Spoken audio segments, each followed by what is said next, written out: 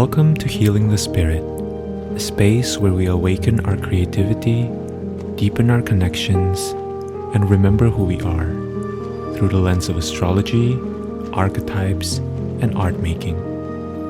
I'm your host, Jonathan Coe.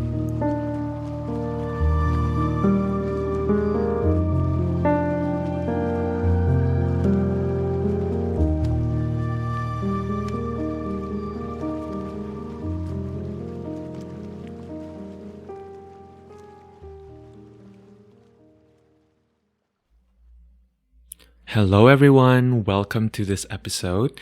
I am super excited that you're here because today I'm trying something new. So if you've been listening to the podcast for some time, you know that I primarily share conversations with my guests around their lives, their paths, their relationship with their modalities. And recently, I personally have been dropping into a new practice, which is at the beginning of the week, I basically sit down and I make space to receive some guidance from my own spirit, from my healing guides, from the cosmic body, from the Akasha, from the tarot. And I really have been enjoying this practice. And so I've been having this idea of like, what if I share my notes with all of you here with the intention of A, perhaps that's for some of you this will be helpful, and B, that I've always enjoyed sharing with others because sharing with others give me a sense of deeper devotion and deeper purpose, and it makes me happy to think that for some of you, some of these notes will be helpful. And so to me at this point, it's not really clear whether this is going to be a constant practice, a regular practice where maybe I share this every week, but let's see. My plan is to share anytime that it feels resonant to share. This is not really even a collective reading. I wouldn't even go as far as saying that this is a collective reading. This is literally just me sharing my own personal notes. So I want you to care for yourself as you're listening to this. Feel free to take whatever feels good and whatever feels useful. And if it doesn't resonate, it doesn't resonate. And you can just let it slide off of you. And as one thing I will share as well is that as someone who has been studying various modalities for some time, astrology, tarot, I have a personal relationship with the Akashic records. I've also been channeling what wants to be called the cosmic body, which maybe I'll talk about later at some future point. And also have been training in intuitive healing modalities.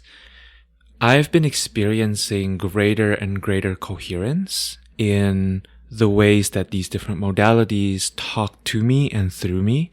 And so it feels really exciting to be sharing these messages because they're really an amalgamation of all these different practices that I bring together and that they've been helpful for me to use as a point of contemplation and reflection.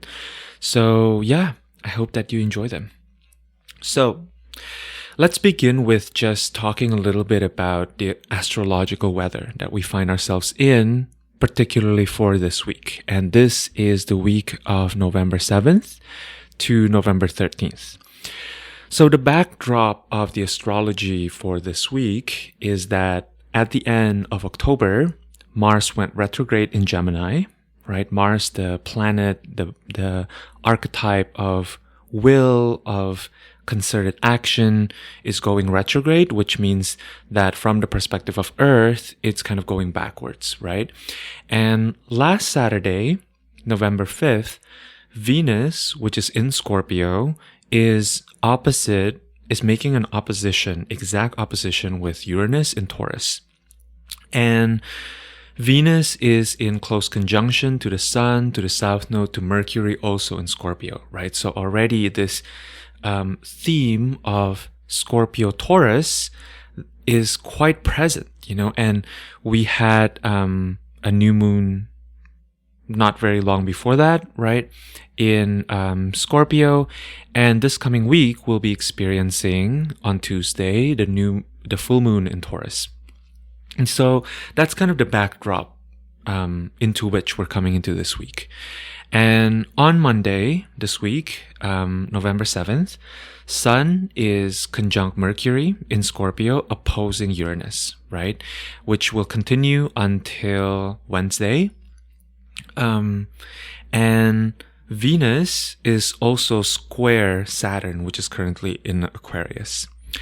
And then on Thursday, Sun and Mercury, which is in Scorpio, will be opposite Saturn in Aquarius, right? And Venus in Scorpio is going to be trine Neptune. And so this Venus trining Neptune is an interesting point, right? Because as you can see, Venus has been in Scorpio, which is a sign of its detriment.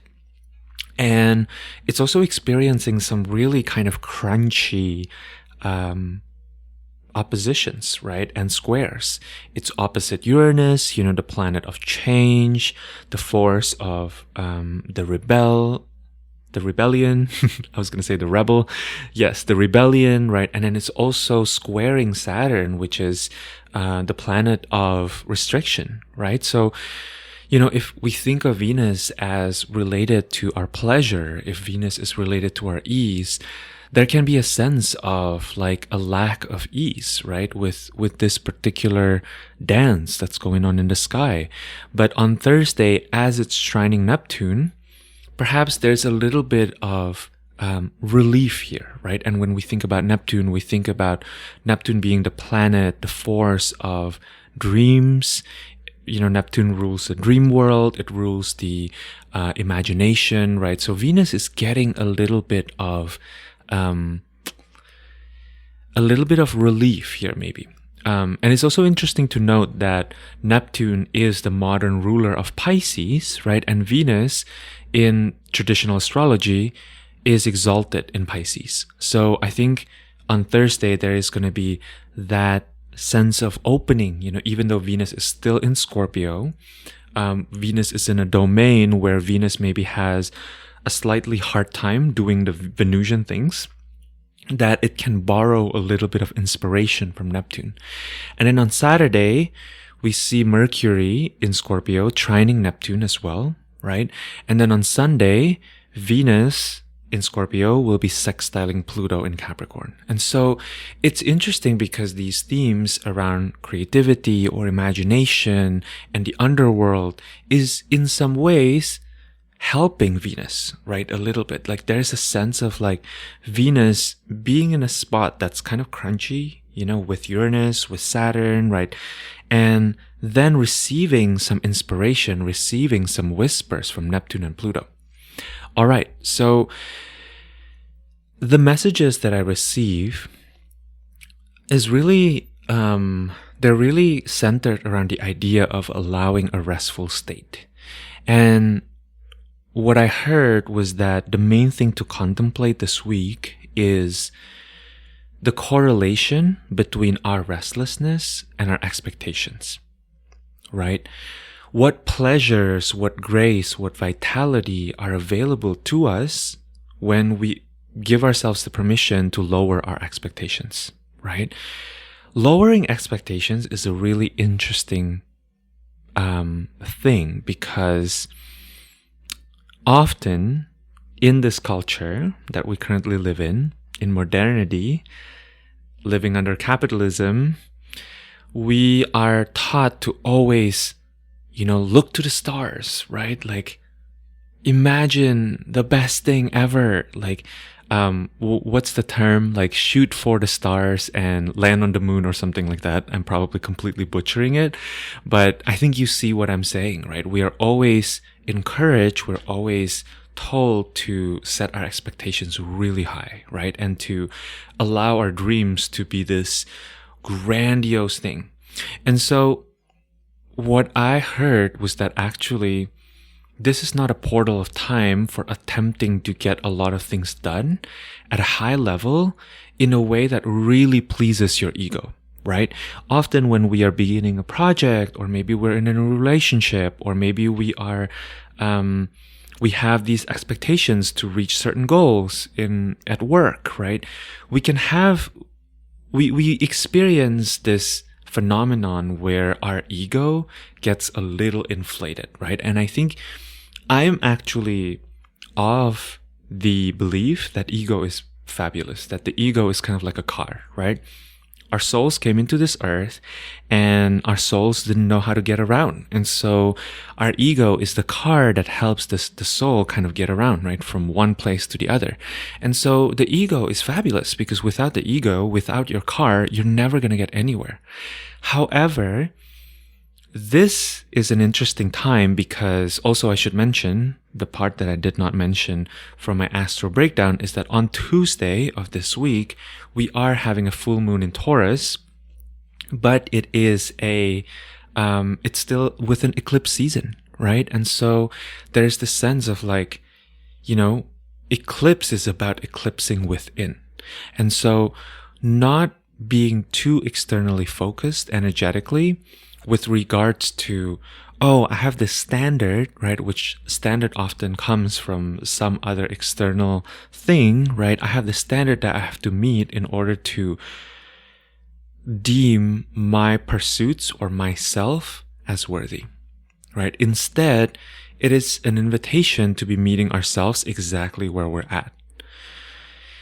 And that's all fine and dandy when it comes to things that we can control that are within our own domain, right?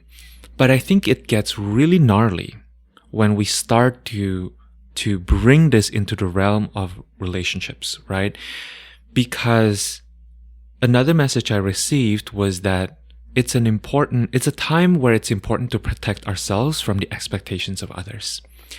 This is a time where emotions are heightened, right? Projections are heightened, and resources are kind of low, right? That there can be a sense of like discrepancies are highlighted and heightened. There are going to be people in your life who may ask you to do more than what you're available for. I want to be clear here that my sense of this is that they're not really like these people who are coming to you with these perhaps unrealistic expectations.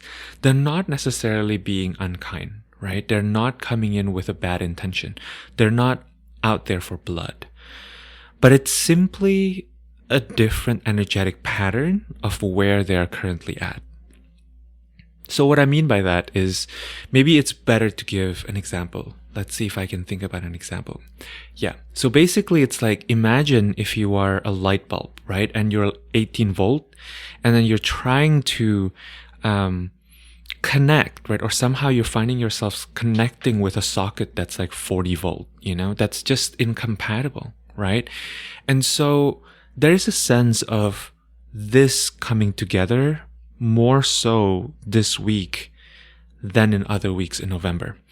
And the key here is to allow ourselves to be exactly who we are at this moment, with the capacity we have, with the desires we have, with the orientation we currently find ourselves in, and to allow other people to be exactly who they are, right?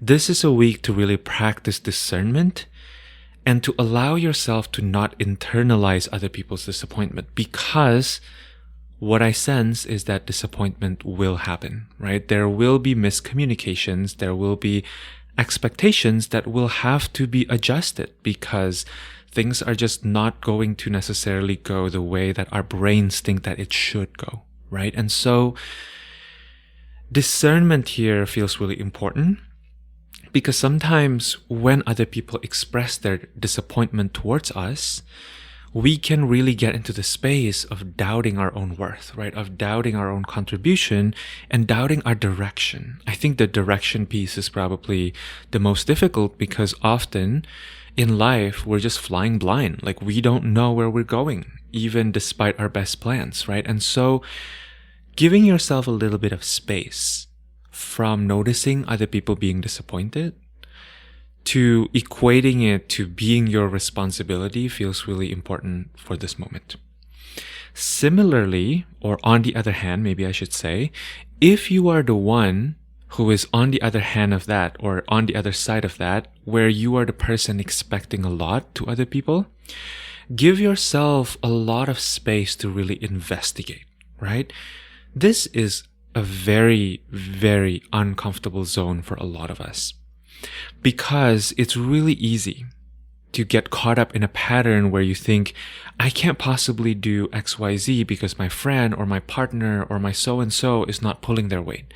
It's so easy to get into the space of blame when you are the one who has higher expectations and you are seeing it not being met by other people around you, right? Who are supposed to meet that expectation.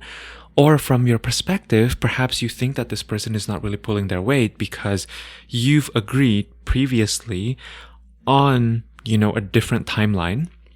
You've agreed that this is what we're going to do, right? This is the kind of contract that we have signed, or this is the kind of contract that we have engaged with, that we have agreed to.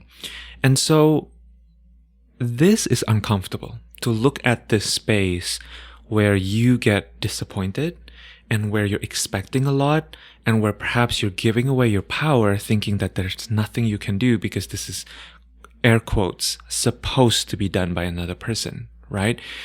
This is where you tend to give your power away.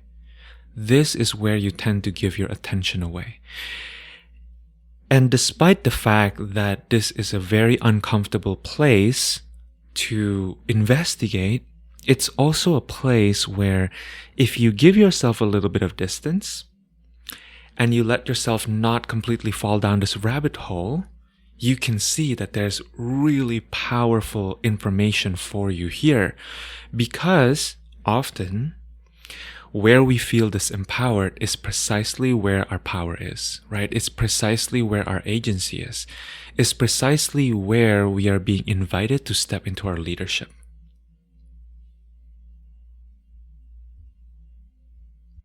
So if it's accessible to you, the invitation here is to create some space between identifying with your expectations and noticing with clarity what those expectations even are, right? So maybe something that you can do here at the beginning of the week is to feel into, what are my expectations? What are my expectations for other people, for the work that I'm doing, for my projects, for the situations in my life, right?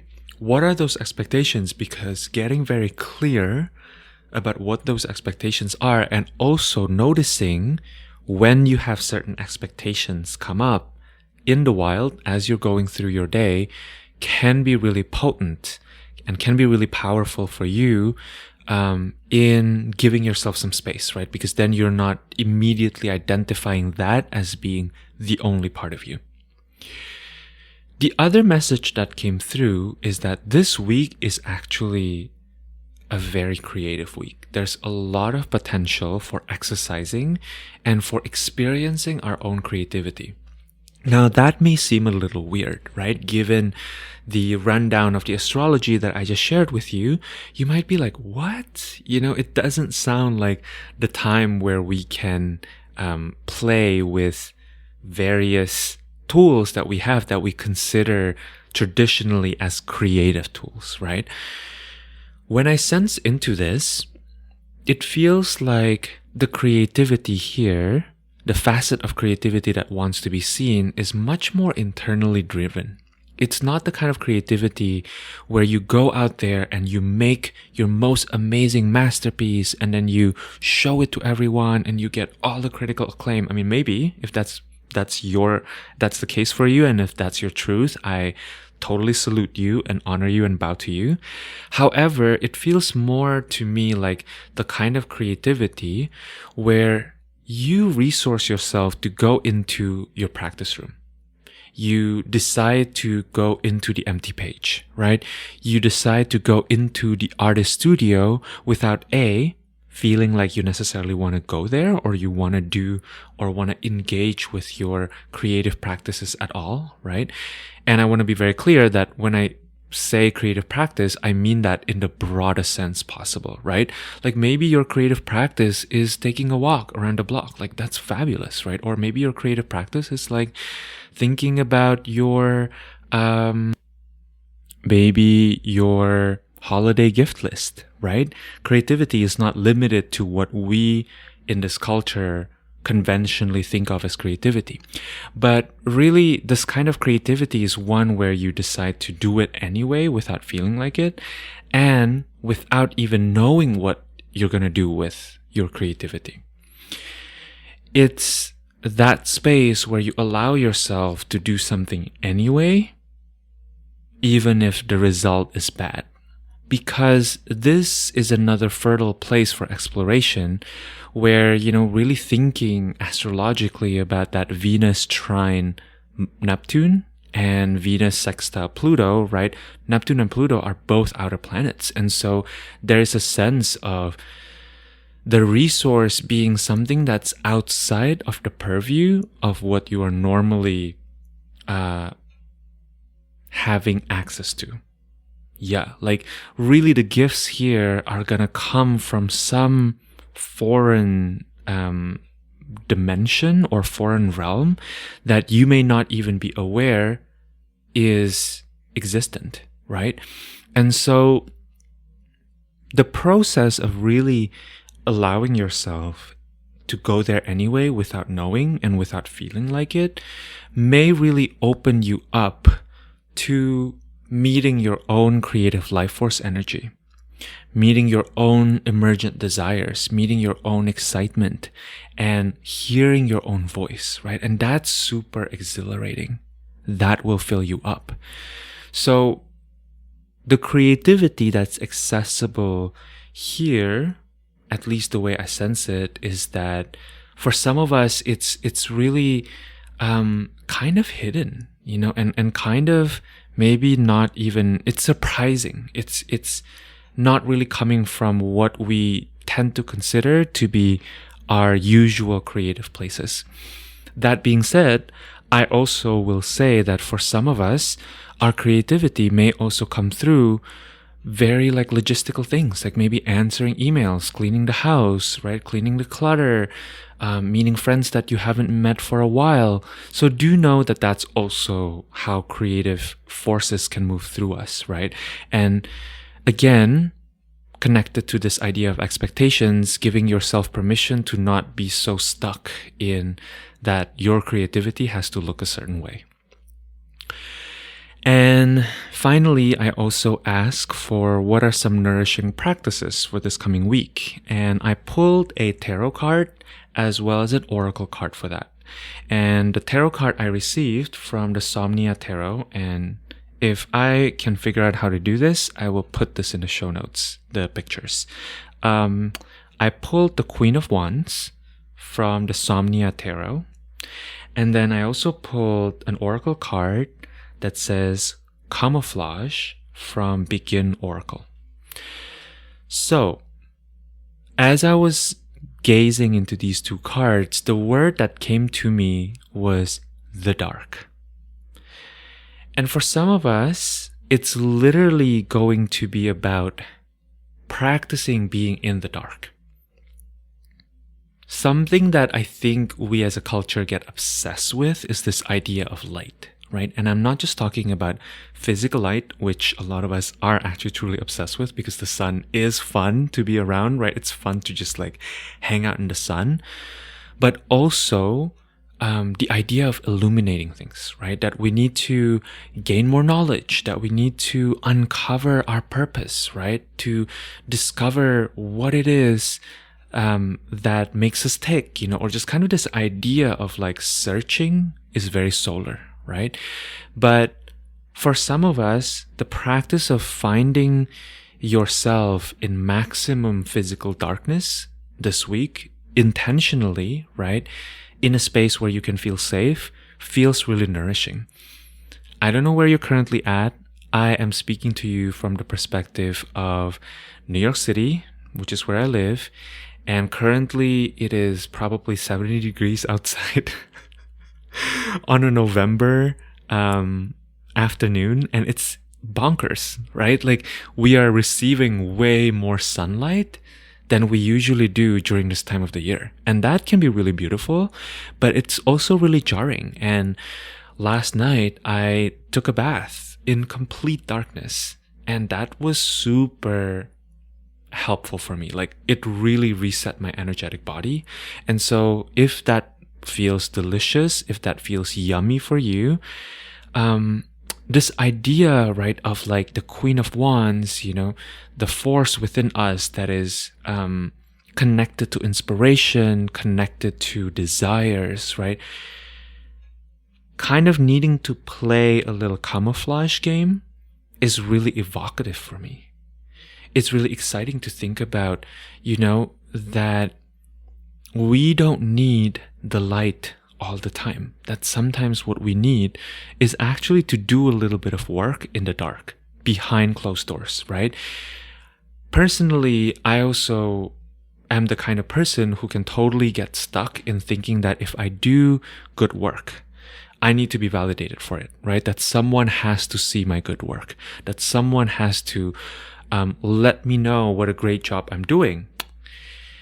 And what I feel from these cards is that there's an invitation to go the opposite direction, right? That sometimes we do our best work in the dark.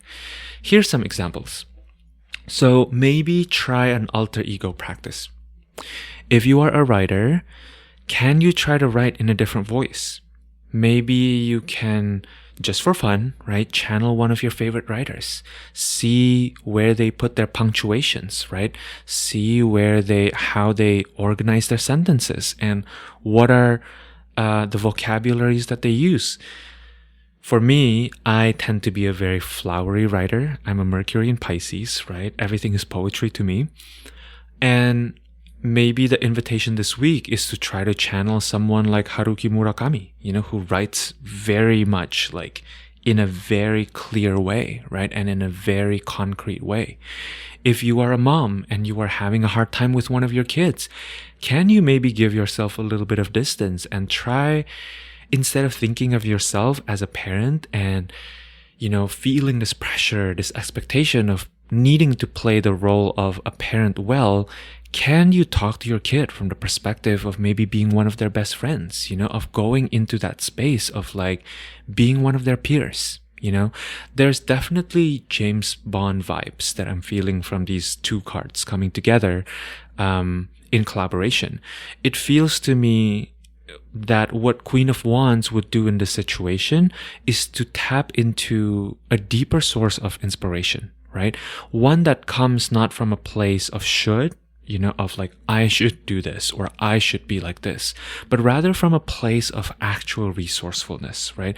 When we think of like being someone who is resourceful, often it means that this is a person who knows how to resource themselves, right? In situations where the usual resources, right? The usual, ammunition of tools are not available, right? Or are simply not working.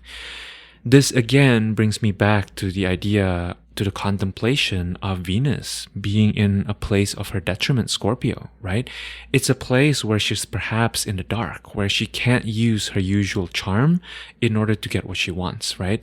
But perhaps the invitation for the Venusian part of us here is to take delight, right? To derive pleasure from disguising yourself to look like one of the underworld creatures, right?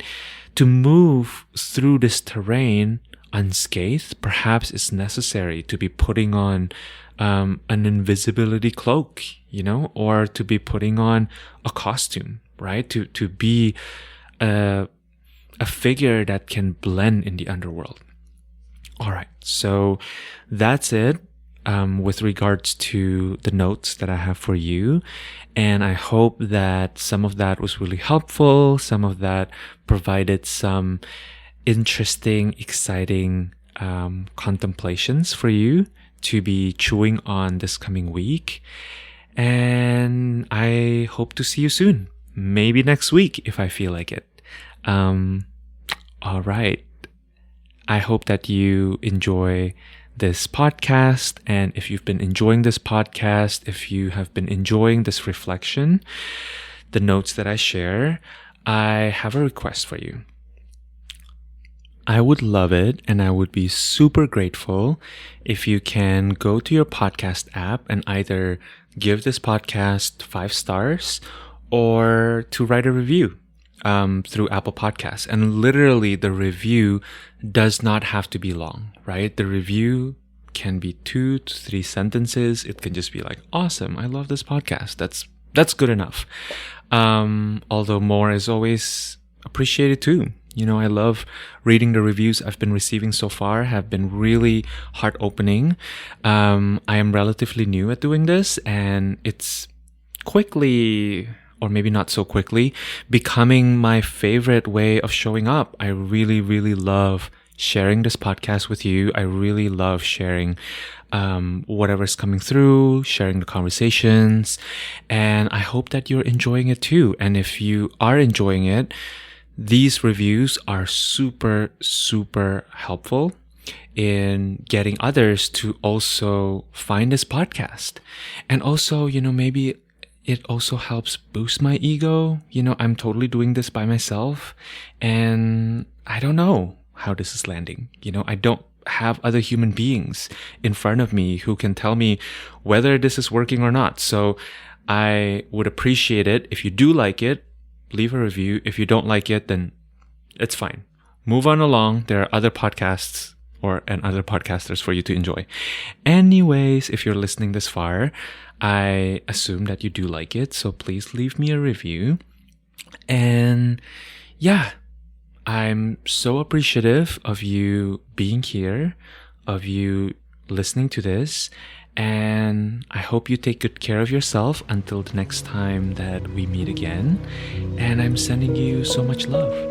Thank you.